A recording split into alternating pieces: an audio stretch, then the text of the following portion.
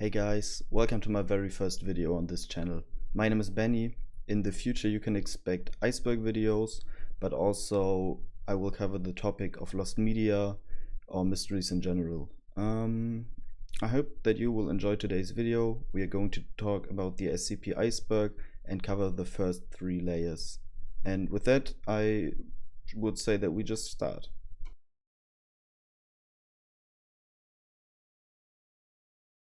Okay, let's start with layer 1, civilian. The statue. SCP-173, better known as the statue, is a Euclid-class anomaly made of concrete and rhubarb.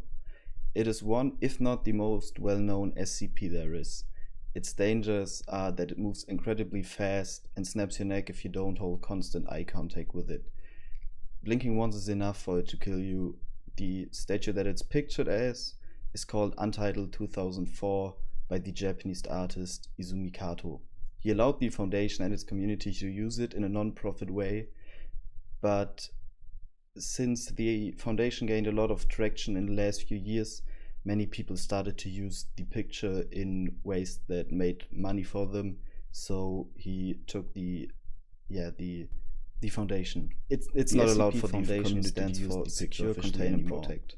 Its main objective is to collect as many anomalies as they can and secure them, keep them contained, and make sure they don't harm anyone. Sometimes they even use these anomalies for their own goods.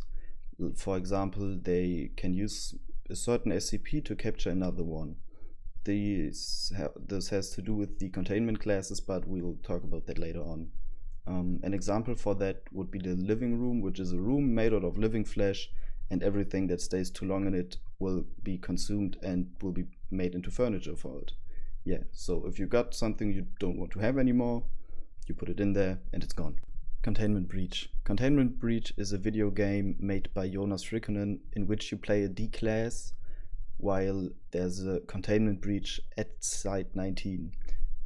For information, Site 19 houses the most dangerous or some of the most dangerous SCPs there are. And the objective of the game is that you have to somehow try to escape that while being a D-class, and D-class personnel are basically human trash. They're just like, oh, they can clean the vat of acid, but they don't need any hazard suits or something. Yeah, I personally haven't gotten to play the game yet, just because I'm lazy, but in the future I hope that I will get to play it and yeah, maybe make a video about it. Destroy. SCP-682, or better known as the Impossible to Destroy Reptile, is a large reptile-looking thing which literally can't be destroyed. It's said to be the son of SCP-001, the Scarlet King, and depending on which headcanon you are reading, it's also the half-brother of SCP-999. As already said, it's impossible to destroy, so currently the Foundation is having it dissolved in a vat of highly concentrated sulfuric acid.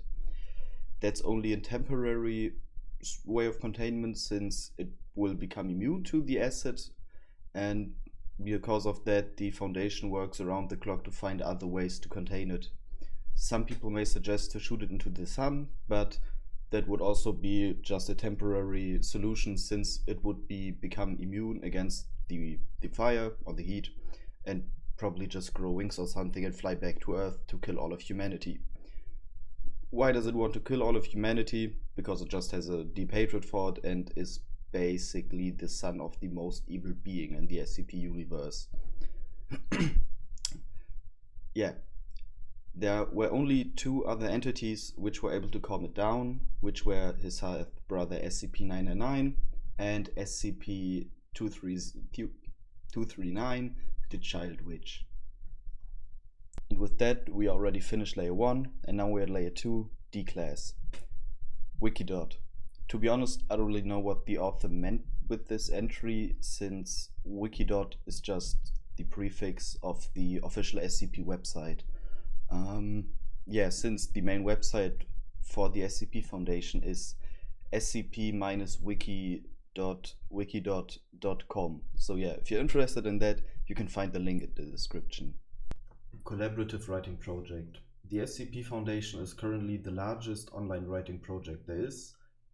originally started in 2007 with the entry of SCP-173. Many people found it interesting and wanted to design or write their own stories about it. So the Foundation was formed, and that's it. D-Class. D-Classes are a kind of personnel at the Foundation which consists of former inmates which have committed horrible crimes like murder or, doing the thing with people against their will. They do everything from cleaning the enclosures where certain SCPs are stored to being test subjects in experiments including other SCPs. Most of the time they don't make it out alive in the end. And also the whole thing that they're inmates is thought to be a lie spread by the O5 Council, so that if one dies, the researchers don't really have to feel bad in any ways. Yeah. Also the D stands for disposable. So yeah, they're just like handkerchiefs, so you can throw them away if they're dirty. Shy Guy. SCP-096, or better known as the Shy Guy, is a humanoid looking creature having white grayish skin and constantly is in a state of distress, so it sits in its corner crying. If someone happens to see its face, doesn't matter if it's in person or on a picture, it will get agitated and go into a state of rage and travel to that person and kill it. Doesn't matter if they are on the other side of the planet, it will go there in a matter of minutes. The containment method, which is currently used, is placing it in a small cell, isolated from everything, no cameras, no nothing, and having it sit there. Also, it's almost impossible to kill, or nearly impossible to kill, and very strong, meaning that it can break through inch-thick steel. Once a D-Class was sent to the bottom of the Marianas Trench, where it opened an envelope with a picture of its face. After that, it had to make a drawing of it. That didn't stop the SCP from traveling to the bottom of the Marianas Trench in a matter of minutes, breaking through inch-thick steel just to kill this D-Class, and after that it just swam back to the shore and sat there crying. Amnestics. Amnestics are a kind of drug which makes you forget things, or rather deletes your memory about certain events.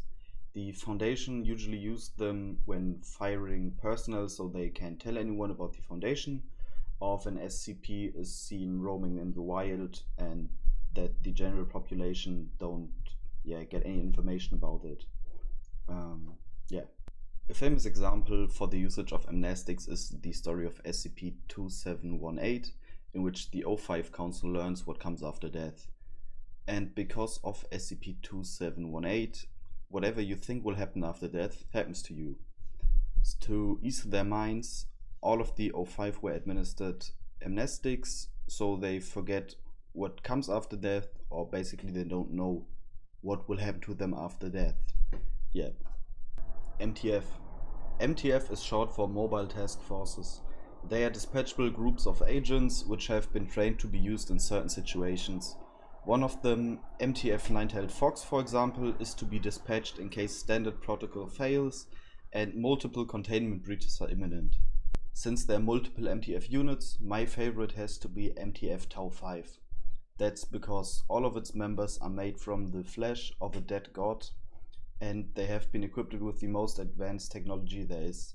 If one of them dies in combat, they just get cloned from more of the flesh from this dead god and have their memory from before their death uploaded into it. And in my opinion, that's pretty cool. Now we begin with layer 3, confidential. And the first entry will be the containment classes. This is kinda complicated to explain because there are basically 6 different ways to categorize an SCP. The first containment class is safe. This doesn't mean that the SCP in general is safe, but it's just easy to be secured. So let's say if you place it in a box and you don't open the box, nothing happens. It just stays in there and everything is fine. After that comes Euclid. Euclid means that the SCP is a bit harder to contain, or that it just takes more resources to keep it contained. That's often the case if an SCP is insufficiently understood or just very unpredictable. Then we have Keter class. Those SCPs who are Keter class are very hard to contain or aren't contained at all. This doesn't mean that the SCP is dangerous, just that it's hard to contain. An example for this would be SCP-106, the old man, who can phase through walls or enter a pocket dimension. Because of that, his cell is built extremely complicated, so that he has trouble to escape it. Yeah. Then we got a polygon. A polygon basically means that it can't be contained. If you take the box metaphor, then there is no box, or the box is on fire, everything is on fire, and you hope that you just die or get the chance to kill yourself before the SCP does. Yeah.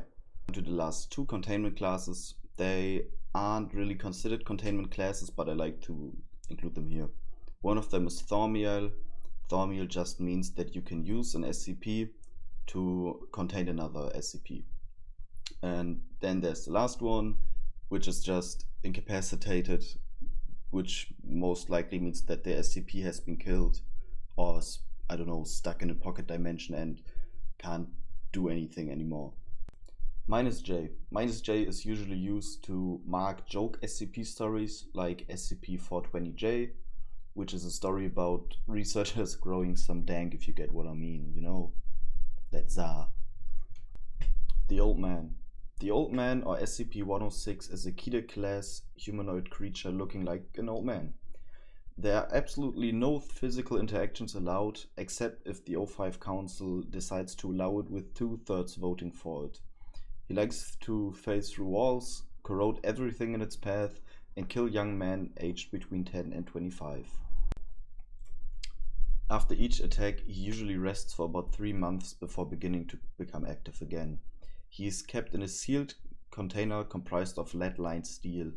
That container is then sealed within 40 layers of identical material with no less than 36 centimeters between each one of them. Support beams are placed randomly in those empty spaces to make it harder for him to escape. After that comes the second layer of his containment. This consists of 16 spherical cells, which are each filled with various liquids and surfaces. It's also fitted with a light system, which is able to produce no less than 80,000 lumen. That's because he has shown a direct aversion to sunlight. Any corrosion seen in a 200-meter radius about his containment has to be reported immediately. The SCP. I don't think that I can really say anything about this entry since it's the same as the Foundation entry from the first layer. So, yeah. Bigfoot. Bigfoot is SCP-1000. It's portrayed exactly as you would picture a Bigfoot. In the SCP lore, there was once a large quantity of those Bigfoots roaming on Earth, and they coexisted with the humans. But at some point, the humans were like, oh man, we have to be the superior race, so let's kill them all. So they committed a genocide. Because of that, only a few of those Bigfoots are still alive at that point, and they just went into hiding in the woods. Because these Bigfoots or Sasquatches are hiding in the wild, many people began seeing them, and with that, the Bigfoot mythos. I don't know. Sorry, my pronunciation is probably not that good. Yeah, it all started because of that, and the MTF team, MTF Zeta 1000, is trained in harassing and discrediting everyone that captures video material of one of those Bigfoots.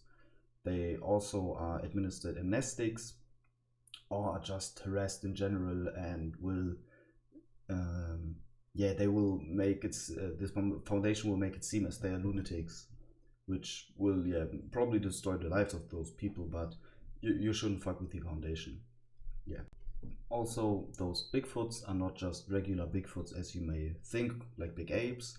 They have telekinetic powers and other stuff, which made them dangerous for the human beings, so they killed them. Yeah, so it was kind of rational to genocide them, in my opinion. But, you know, Andrei Duskin. Andrei Duskin, also known as the biggest piece of shit in the world, is a man who tried to copyright all of the SCP Foundation. This gladly only worked in Russia because they were like, we don't care, you can own it if you want to. So he owned the copyright of the SCP Foundation or the SCP-Wiki in Russia. He did all this because he wanted to make money out of it. I don't really know what the current status is, but I think that it is looking pretty good for us as the community at the moment, since he also wanted to spread over the whole world basically with his copyright thing.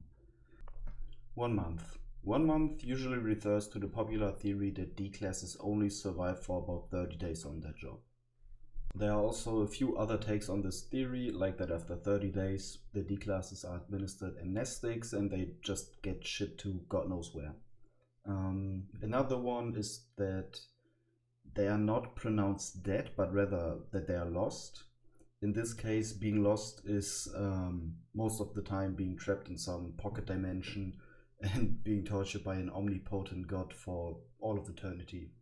If the Foundation likes it better to call that lost, I'm fine with that. Yeah. Site 19. Site 19 is currently the largest and most well-known Foundation site there is. It contains hundreds of safe and Euclid class anomalies like SCP-173 or 096. Also, Dr. Jack Bright resides there. Dr. Bright. Dr. Jack Bright, personally my favorite researcher in the Foundation besides Dr. Clef, is currently stationed at Site 19 and the wielder, if you want to call it that, of SCP-963, which is a anomalous amulet. In a containment breach, Dr. Bright was killed while holding said amulet, and the amulet was not a regular amulet but an anomalous one. Its power basically is, if a person dies while holding it, its consciousness gets trapped in the amulet, and everyone who will wear it basically gets taken over by the person who died while holding it. This can only happen to one person, which in this case was Dr. Bright. The person who originally created the amulet tried to do that too, but they killed himself, and then they couldn't realize it anymore since they were dead. But only if you're killed by other forces than yourself, you can get absorbed into the amulet. Dr. Bright is also part of the Bright family. They are deeply rooted in the Foundation's history, but I will talk about them in detail in a later entry. Probably my favorite thing about Dr. Bright is the list of things he's not allowed to do. It started as a joke, and more and more people added things to the list, which made it a bit cringe, in my opinion, but it's still pretty funny, and I will name a few things which he isn't allowed to do. One of them is tell new researchers that they can tame SCP-682 with a rolled up newspaper and tummy rubs. He isn't allowed to use chainsaws anymore. He isn't allowed to upload visual mimetic kill agents on message boards except for 4chan. Oh, and he's not allowed to produce any more SCP branded pornography. Not even in Germany. Yeah. Flesh that hates. SCP-610, also known as the Flesh that hates, is a contagious skin disease located in the Russian area near Lake Baikal. After a series of strange disappearances in the rural Russian area, the government contacted the Foundation for help because they didn't know what to do anymore. The Foundation came to Russia and found the flesh. This skin disease will turn a person's body fully into scar tissue. After that, the newborn abomination will stay located where it died and try to consume everything around it, usually in a 2-meter radius. The way of containment is that the Foundation just isolated everything around the city or the village where it broke out. If a person is infected with the disease, they are to be incinerated, and then they just dump the ash in the trash, I guess, or something like that. 40 degrees north. This references SCP-4666, which is responsible for the Weißnacht events. Weißnacht is German and means as much as white night. In those events, SCP-4666 stalks a family over the course of 12 days, which either ends with it killing the family or giving the children presents, but they are made out of the bodies of dead children. r/scp. r/scp is the official Foundation subreddit. people usually post memes on there, sometimes fan arts, and post questions or theories if they have some. And with that, we finish layer 3. If you made it this far in the video, I want to say thank you. As already said, this is the first video of this kind that I ever made. Also, I want to apologize for my stuttering in the first few entries, but I can't help it. It was probably anxiety or something, but yeah.